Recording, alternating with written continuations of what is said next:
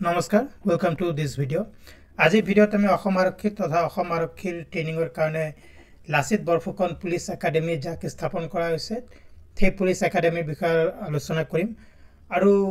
recently আপোনালোকে নিউজত নিশ্চয় পাইছে যে ভাৰতৰ গৃহমন্ত্ৰী অমিত শাহ ডাঙৰীয়া অসম ভ্ৰমণলৈ আহিছিল আৰু তেখেতে এই যে লাচিত বৰফুকন পুলিচ একাডেমিক যি ৰিনোভেট কৰা হৈছে সেই ৰিনোভেশনৰ আধাৰশিলা স্থাপন কৰিছে বা ৰিনোভেশন উদ্ঘাটন কৰিছে সেইখিনি কথা আলোচনা কৰা হ'ব আৰু অসম আৰক্ষীৰ উন্নীতকৰণ তথা অসম আৰক্ষীৰ আধুনিকীকৰণৰ ক্ষেত্ৰত এই লাচিত বৰফুকন পুলিচ একাডেমিয়ে কেনে ধৰণৰ ভূমিকা গ্ৰহণ কৰিব সেইখিনি কথা আজিৰ ভিডিঅ'ত আলোচনা কৰা হ'ব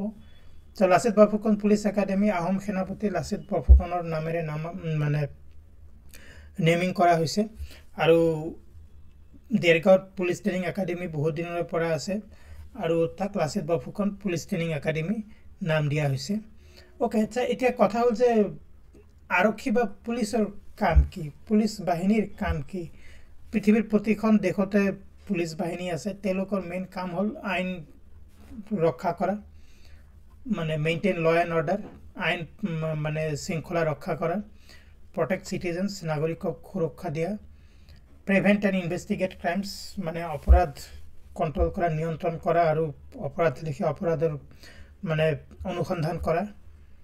ইমাৰ্জেন্সি ৰেসপন্স আপাতকালীন পৰিস্থিতিত মানে সঁহাৰি দিয়া ট্রাফিক কন্ট্রোল ট্রাফিক পুলিশের কথা আমি জানো প্রয়োজন সাপেক্ষে ট্রাফিক কন্ট্রোল করা ইত্যাদি বিভিন্ন ধরনের কামত পুলিশ বাহিনীক নিয়োজিত করা হয় এটা আসাম পুলিশ বা অসম পুলিশের বিষয় কিছু মানে ওভারভিউ দিব বিচাৰিছো অসম পুলিশ কেতিয়া প্ৰতিষ্ঠিত হৈছিল 1826 ইয়ান্ডাবু চুক্তিৰ পিছত যেতিয়া অসম ব্ৰিটিছৰ অধীনলৈ যায় তেতিয়া অসম পুলিশ মানে ব্ৰিটিছৰ দ্বাৰা স্থাপন কৰা হয় আৰু তেতিয়াৰে পৰা আজিলৈকে চলি আহিছে গভৰ্ন বাই ডিপাৰ্টমেন্ট অফ হোম এফেয়াৰ্স আৰু অসমৰ যি গৃহ বিভাগ আছে অসম চৰকাৰৰ সেই গৃহ বিভাগৰ দ্বাৰা পুলিচ বাহিনীক মানে শাসন কৰা হয় বা নিয়ন্ত্ৰণ কৰা হয় অসম পুলিচৰ হেডকোৱাৰ্টাৰ কোড আছে উলুবাৰীত আছে গুৱাহাটীৰ উলুবাৰীত আৰু এজন DGP director general of police ৰেংকৰ বিষয়ে অসম পুলিচৰ মানে প্ৰধান তেখেতে অসম পুলিচৰ মানে মুৰব্বী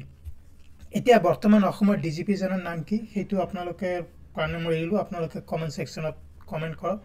বৰ্তমান অসম পুলিচৰ ডিজিপি জনৰ নাম আচ্ছা এতিয়া আমি অৰ্গানাইজেশ্যন বা অসম পুলিচৰ গঠনৰ বিষয়ে আলোচনা কৰিম অসম পুলিচ বাহিনীত কিমানটা ব্যাটালিয়ন আছে বা কোন কোন শাখা আছে 11টা শাখা আছে অসম পুলিচ বাহিনীত কি হেকেটা হল CID Assam police border organisation Assam police radio organisation special branch etcetera Assam পুলিশের 14টা ব্যাটালিয়ন আছে অসম পুলিশের 2টা কমান্ডো ব্যাটালিয়ন আছে এইখিনিতে মই আপোনালোকক আন এটা প্ৰশ্ন মানে আপোনালোকক কৈব বিচাৰিছো অসম পুলিশেৰ যে 2টা কমান্ডো ব্যাটালিয়ন সেই কমান্ডো ব্যাটালিয়ন দুটাৰ নাম আপোনালোকে কমেন্ট সেকশনত লিখিব লাগে 5টা SDRF ব্যাটালিয়ন আছে SDRF মানে স্টেট ডিজাস্টার রেসপন্স ফোর্স যদি কিবা বানপানী বা অন্যান্য প্ৰাকৃতিক যুদ্ধ হয় প্ৰাকৃতিক দুৰ্যোগ হয় সেই দুৰ্যোগত সঁহাৰি জনাকে ব্যাটালিয়ন আছে আৰু অসম পুলিচৰ বিষয়া বা অসম পুলিচৰ জৱানসকলে কেইবাটাও মেডেল লাভ কৰিছে আৰু সাহসিকতাৰ পুৰস্কাৰ তেওঁলোকে লাভ কৰি আহিছে সময় সময় আচ্ছা এটা কথা হল যে অসম পুলিচৰ ট্ৰেইনিং বা প্ৰশিক্ষণ কোট হয় অসম পুলিচৰ প্ৰশিক্ষণৰ আটাইকেইটা মানে যিকেইটা ইনষ্টিটিউট সেই আটাইকেইটা কোট আছে দেৰগাঁৱত আছে লাচিত বৰফুকন পুলিচ একাডেমিও দেৰগাঁৱতে আছে প্ৰথম তেজপুৰত ওচৰৰ ঠাই এখনত প্ৰতিষ্ঠা কৰা হৈছিল পৰৱৰ্তী সময়ত দেৰগাঁৱলৈ স্থানান্তৰিত কৰা হয় কি ইনষ্টিটিউট আছে পুলিচ ট্ৰেইনিং কলেজ আছে আৰ্মড পুলিচ ট্ৰেইনিং সেন্টাৰ আছে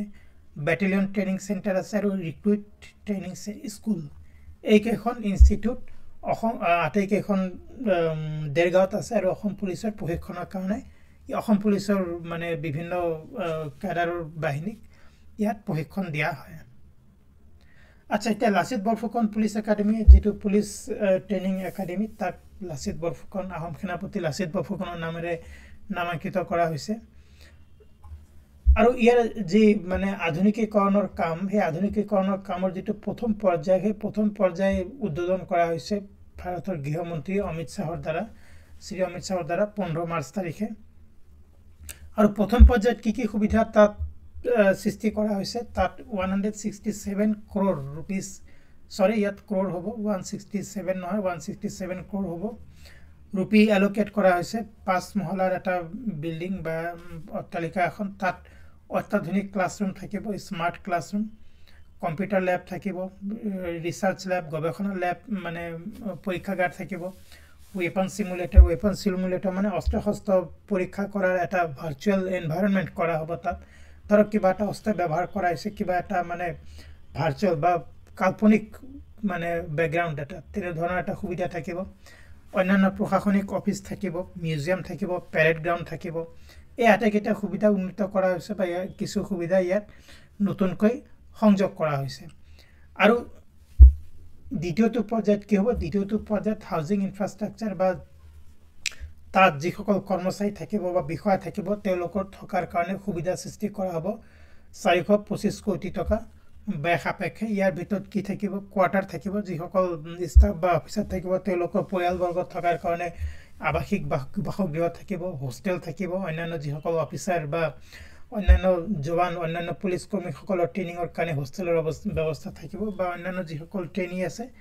তেওঁলোকৰ কাৰণে হোষ্টেলৰ ব্যৱস্থা কৰা হ'ব দ্বিতীয় পৰ্যায়ত গতিকে ইয়াৰ দ্বাৰা লাচিত বৰফুকন পুলিচ একাডেমীৰ উন্নীতকৰণৰ কাৰণে যথেষ্ট ব্যৱস্থা গ্ৰহণ কৰা হৈছে আৰু পুলিচ প্ৰশাসন হল মানে আমাৰ ৰাজ্যত হওক বা আমাৰ দেশত বিভিন্ন ৰাজ্যত আইন শৃংখলা ৰক্ষা কৰাৰ প্ৰধান সংগঠন প্ৰধান মানে বিভাগ আৰু আজিকালি যি মানে ক্ৰাইম বিভিন্ন ধৰণৰ ক্ৰাইম দেখিবলৈ পোৱা যায় যেনে সাইবাৰ ক্ৰাইম হওক ইত্যাদি আৰু তেনে ধৰণৰ ক্ৰাইম মানে ইনভেষ্টিগেট কৰি দোষীক শাস্তি দিবৰ কাৰণে পুলিচ বাহিনী স্মাৰ্ট হ'বই লাগিব আৰু স্মাৰ্ট পুলিচ বাহিনীৰ কাৰণে ভাল সুবিধা লাগিব স্মাৰ্ট ফেচিলিটিজ লাগিব ফৰেনসিক ট্ৰেইনিং লাগিব বা যি সাইবাৰ ক্ৰাইম হয় সাইবাৰ ক্ৰাইমৰ বিপক্ষে যুদ্ধ দি মানে বিপক্ষে মানে থিয় হ'বলৈ পুলিচ বাহিনীক সেই ধৰণে সাইবাৰ ক্ৰাইমৰ ওপৰত ট্ৰেইনিং দিব লাগিব ইত্যাদি বিভিন্ন কথা গতিকে তেনে ধৰণৰ মানে পুলিচ বাহিনীক আৰু অধিক দক্ষ কৰি তুলিবলৈ কিন্তু পুলিচ বাহিনীক মানে ভাল ট্ৰেইনিং বা পুলিচ বাহিনীক উন্নত মানৰ